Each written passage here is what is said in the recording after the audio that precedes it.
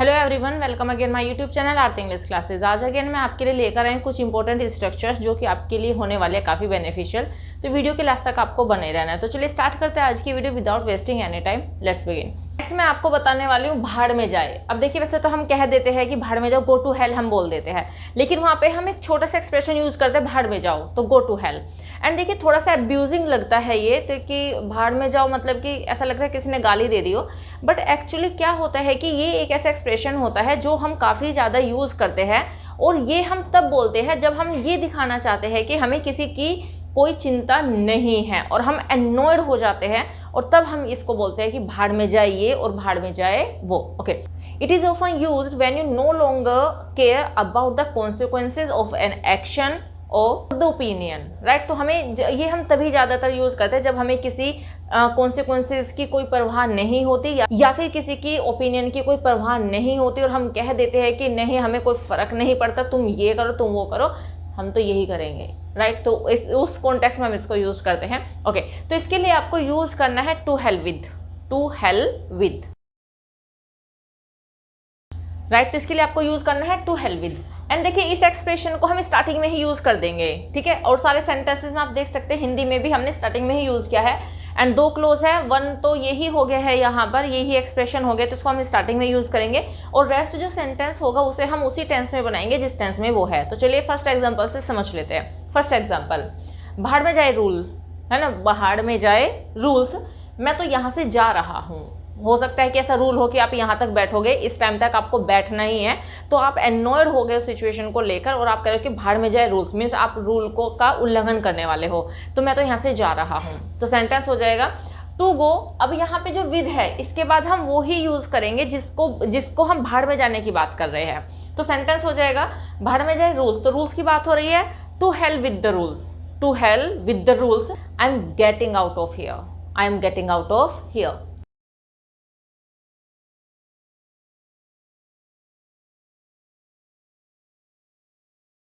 Right sentence है to hell with the rules, I am getting out of here. तो मैं तो यहाँ से जा रहा हूँ, भाड़ में जाओ सारे रूल्स। ओके, नेक्स्ट वन, भाड़ में जाओ तुम, अब मैं तुम्हारी एक नहीं सुनूंगा।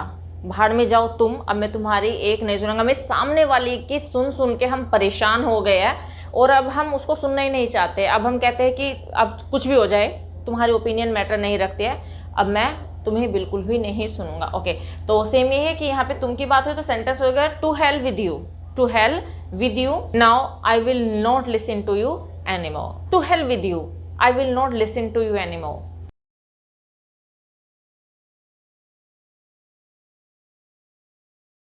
Right sentence is to hell with you, I will not listen to you anymore.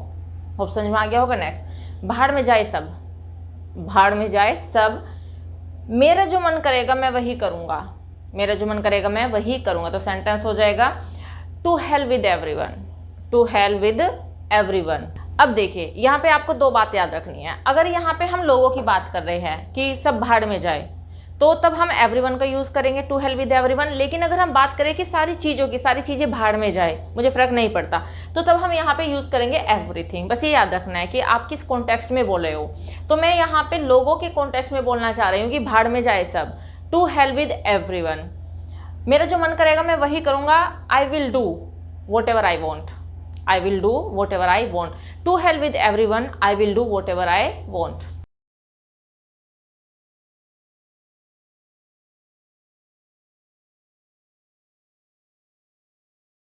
Right sentence is to hell with everyone, I will do whatever I want to do. या तो आप ऐसे कहिए whatever I want to do, या फिर आप ऐसे भी कह सकते हैं कि whatever I want। इतना भी अंडरस्टूड है आप क्या कहना चाह रहे हो। होप समझ में आ गया होगा ये आपको। स्क्रीनशॉट लेना चाहते हो तो ले लीजिए। होप समझ में आ गया होगा ये भी आपको। तो चलिए नेक्स्ट स्ट्रक्चर देख लेते हैं। नेक्स्ट मैं आपको बताने वाली हूँ पीछे रह जाना के लिए। देखिए, पीछे रह जाना मतलब कि किसी काम को कर रहे हैं तो और उसमें पीछे रह जाना, किसी से पिछड़ जाना, तो तब हम कह देते हैं कि पीछे रह जाना। ओके, तो इसके लिए आपको यूज करना है tagging behind, tagging behind, right. तो इसके लिए आपको यूज करना है टैगिंग बिहाइंड। तो चलिए एग्जाम्पल से समझते हैं। फर्स्ट वन, तुम पढ़ाई में पीछे रह गए हो, तुम पढ़ाई में पीछे रह गए हो। तो सेंटेंस हो जाएगा you are tagging behind in studies. Right sentence है you are tagging behind in studies. रह गई हो या रह रही हो एक ही बात है। नेक्स्ट, बच्चा अपने पेरेंट्स से पीछे रह गया। देखिए यहाँ पे एक बात और ध्यान रखिएगा, यहाँ पे एक और मैं आपको बताने वाली हूँ, लैग बिहाइंड का भी हम यूज़ कर सकते हैं। लैग बिहाइंड, तो जब आप कहीं पे जाने की बात कर रहे हो, ठीक है, तो मीन्स चलने का काम हो रहा है, तो तब आप यूज़ कर सकते हो लैग बिहाइंड। लेकिन अगर किसी चीज़ में पिछड़ने की बात हो रही है तब आप यूज़ कर सकते हो टैगिंग बिहाइंड। लेकिन अगर आप यहाँ पे आप टैगिंग बिहाइंड का यूज़ करेंगे तो भी वो गलत नहीं होगा, लेकिन ज़्यादा बेटर होगा कि आप यहाँ पे लैग बिहाइंड का यूज़ करें। ओके, तो बच्चा अपने पेरेंट्स से पीछे रह गया। The child was tagging behind its parents. The child was tagging behind its parents.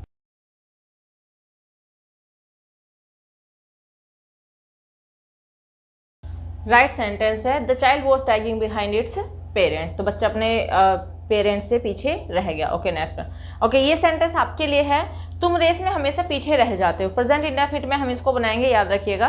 तो तुम हमेशा रेस में पीछे रह जाते हो, ये आप मुझे कमेंट सेक्शन में बताइएगा कि आप इसको कैसे बोलने वाले हो। नेक्स्ट वन, हमारी टीम इस कॉम्पिटिशन में पीछे रह गई। तो रह गई पास्ट की बात हो रही है, तो सेंटेंस हो जाएगा our team was tagging behind in this race. Right sentence है our team was tagging behind in this race. Hope समझ में आ गया होगा। स्क्रीनशॉट लेना चाहते हो तो ले लीजिए। नेक्स्ट जो मैं आपको बताने वाली हूँ वो बताने वाली हूँ हाथापाई होना के लिए। अब देखिए, हाथापाई को हम यूज कर सकते हैं एक वर्ब की तरह भी, और इसे हम यूज करते हैं एक नाउन की तरह भी। जब हम इसे वर्ब की तरह यूज करेंगे तो अकॉर्डिंग टू द टेंस हम यूज करने वाले हैं जो भी वर्ड मैं आपको बताने वाली हूँ अभी। और अगर हम इसको नाउन की तरह यूज करेंगे तो उस वर्ड को हम नाउन की तरह भी यूज कर सकते हैं। मीन्स एक ही वर्ड है और वो दो काम करते हैं अलग अलग सेंटेंसेस में। और यहाँ पे भी मैंने ऐसे ही सेंटेंसेस लिए हैं। कुछ सेंटेंसेस ऐसे हैं जिनमें हमने इसको यूज किया है एज अ वर्ब, और एक दो सेंटेंस ऐसे हैं जहाँ पे हमने इसको यूज किया है एज अ नाउन। तो चलिए एग्जांपल से समझते हैं और पहले जान लेते हैं कि इसको हम क्या कहते हैं। इसको हम कहते हैं इंग्लिश में स्कफल। Scuffle, right. तो इसके लिए हम यूज करेंगे स्कफल, और जैसे मैंने आपको बता ही दिया है कि अगर हम इसको वर्ब की तरह यूज करेंगे तो वर्ब की फॉर्म यूज करेंगे और नाउन की तरह भी यूज कर सकते हैं। तो चलिए एग्जांपल से समझते हैं। फर्स्ट एग्जांपल है प्लेग्राउंड में बच्चों की हाथापाई हो गई। अब देखिए, आप सेंटेंस को पढ़कर ये आइडिया लगा सकते हैं कि इस सेंटेंस में हाथापाई हो गई मीन्स हाथापाई हो जाना, ये वर्ब की तरह यूज हुआ है।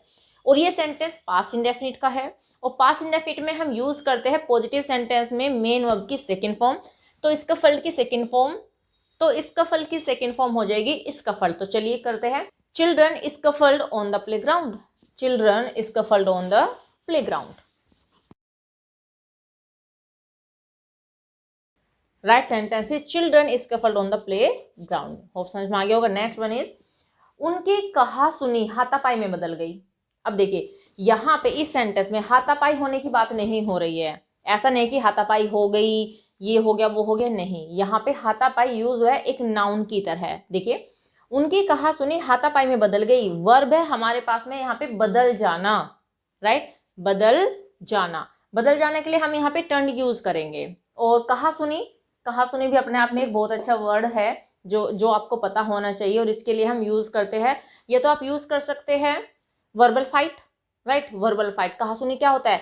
जब हम बोल बोल के किसी के साथ लड़ाई करते हैं, उसमें हाथापाई नहीं होती है, हाथ वात या नहीं चलते या डंडे वंडे नहीं चलते, गोलियां वगैरह नहीं चलती, बस मुंह से बातें होती है। वो हमें भला बुरा कहता है या कहती है और हम सामने वाले को भला बुरा कहते हैं, तो वो होती है कहा सुनी। राइट, छोटी मोटी बात पे जो झगड़े हो जाते हैं उसे कहा जाता है कहा सुनी। ओके, कहा सुनी भी नाउन ही होता है, और एक नाउन मैं आपको बता चुकी हूँ वर्बल फाइट, और दूसरा होता है ऑल्टरकेशन।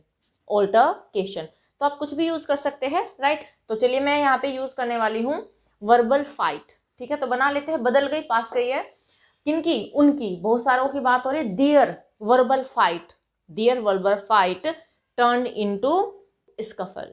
दियर verbal fight turned into scuffle.